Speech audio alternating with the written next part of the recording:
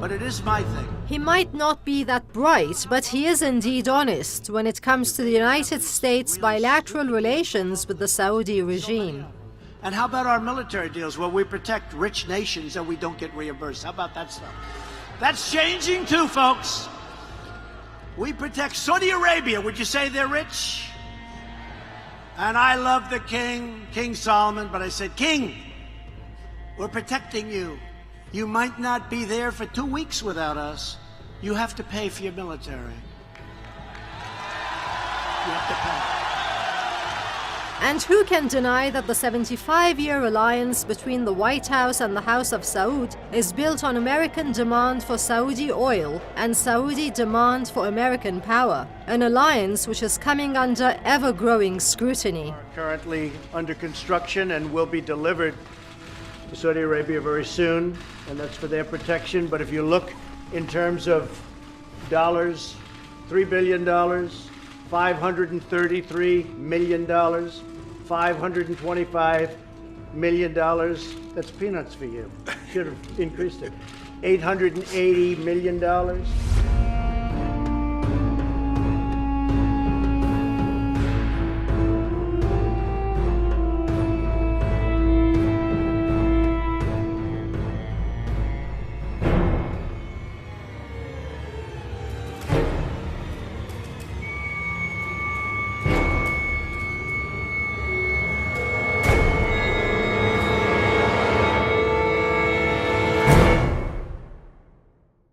Saudi in Saudi Arabia comes from the actual name of a family. That's the House of Saud that has been governing Arabia since 1932. Can you imagine if the United States was suddenly named after our leader in 1932? We would be the Herbert States of Hoover. Or worse, Hooverville. Whether you believe it or not, this episode of American Muslim TV presenter Hassan Minhaj's Netflix show is banned in Saudi Arabia. Every single president since FDR has maintained a strategic alliance with Saudi Arabia. Whether it's for oil or arms deals, we have always played it cool with the Saudis no matter what they do. Remember, America hates terrorists. Saudi Arabia gave them passports. Saudi Arabia was basically the boy band manager of 9/11. They didn't write the songs, but they helped get the group together. After the 2001 attacks on New York City and Washington, D.C., the bilateral relations faced unprecedented tensions.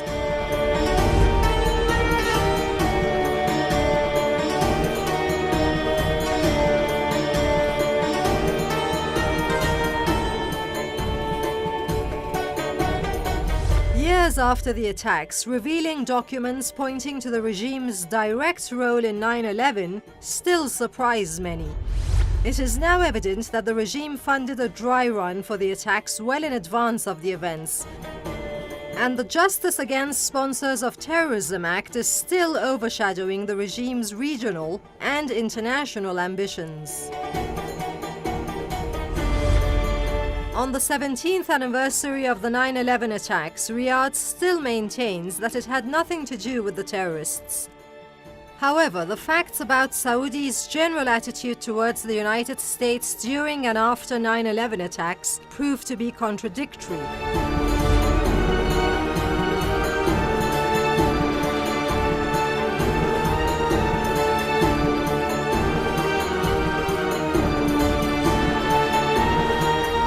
When bin Laden undertook this incredible and horrendous terrorist act, many people in the Arab world, let alone Saudi Arabia, were joyful.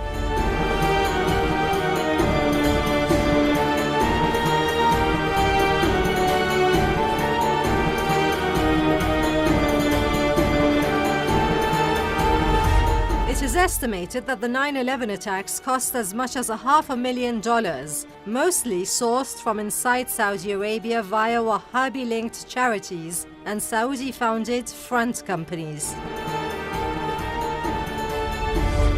Almost 2 decades after the attack, Saudis are actively participating in funding and arming Al-Qaeda-affiliated terrorist groups across the globe. According to a recent CNN investigation, Saudi Arabia and its coalition partner in Yemen, the United Arab Emirates, transferred US-made weapons to Al-Qaeda-linked groups and a Salafi militia whose commander once served with the Yemeni branch of ISIL.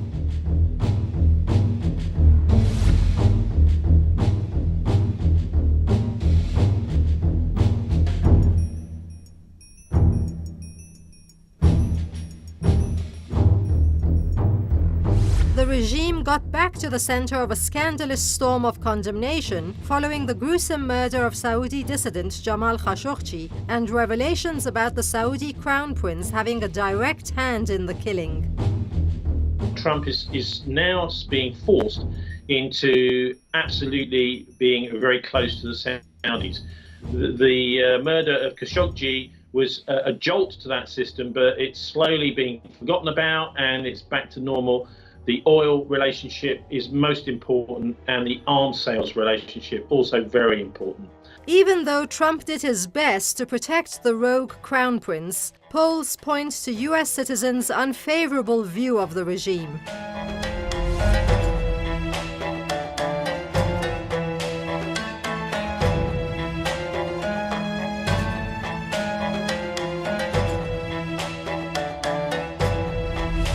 A new YouGov poll suggests that 42% of Americans regard the House of Saud as an unfriendly entity or an enemy.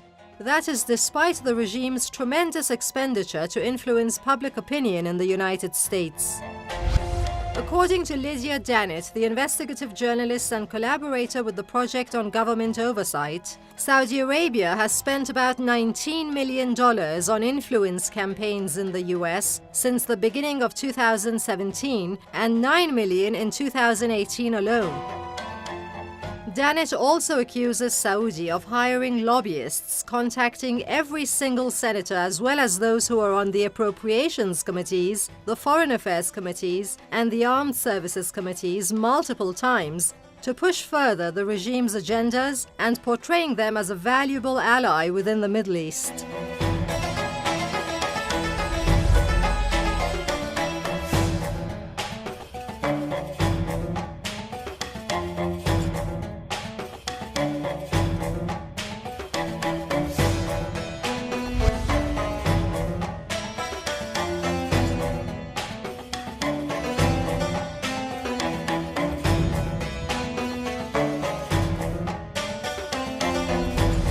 The regime's efforts to bribe the US social institutions have also faced deadlock.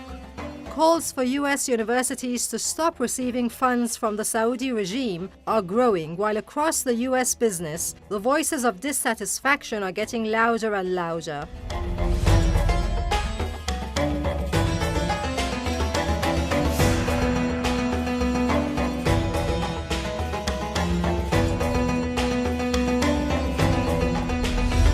Even among the US Muslim community, the Saudi regime is losing its position. Palestinian-American Rashida Tlaib, the newly elected US representative for Michigan's 13th congressional district, and Somali-American Ilhan Omar are among the most outspoken US officials taking a hard stance against the regime.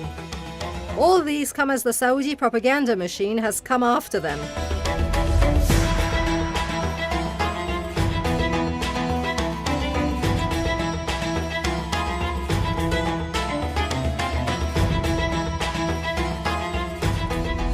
$111 billion of arms sales from the United States to Saudi Arabia.